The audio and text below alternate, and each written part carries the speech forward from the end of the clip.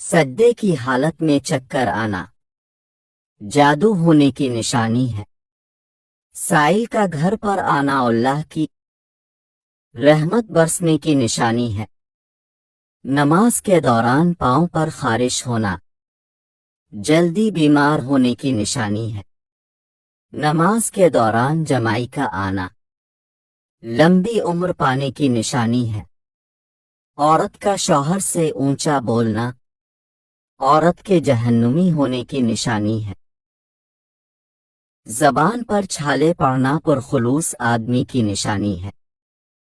छाती पर बालों का होना असली मर्द होने की निशानी है। ऊंची आवाज में बोलना बदकिस्मत होने की निशानी है। तन्हा पसंद होना अल्लाह के साथ कुर्बत की निशानी है। आँख के अंदर तुल का निशान होना अच्छी किस्मत की निशानी है। कुरान को आहिस्ता आहिस्ता पढ़ना अल्लाह के राजी होने की निशानी है। मच्छर का काटना एक गुनाह कम हो जाने की निशानी है। नमाज आहिस्ता पढ़ना दिल में अल्लाह के खौफ की निशानी है। अंधेरे से डर लगना दिल के मासूम होने की निशानी है। छोटे छोटे लुक़मे खाना सेहतमंद रहने की निशानी है। काम को आहिस्ता आहिस्ता करना कामयाब होने की निशानी है। हर काम को वक्त पर करना दुनिया आखिरत में कामयाबी की निशानी है। हाथ से शीशे का गिरकर टूट जाना मुसीबत आने की निशानी है। माथे पर मेहराब का बनना अल्लाह का महबूब बनने की निशानी है। नमाज पढ़ने में सस्ती करना अल्लाह से दूरी की एक बड़ी निशानी है। आंखों का पीला पड़ जाना तहाशा दौलत मिलने की निशानी है। सर के बालों का गिरना ईमान की कमजोरी की निशानी है। नाखूनों का जल्दी बढ़ जाना अल्लाह के नाराज होने जाने की निशानी है।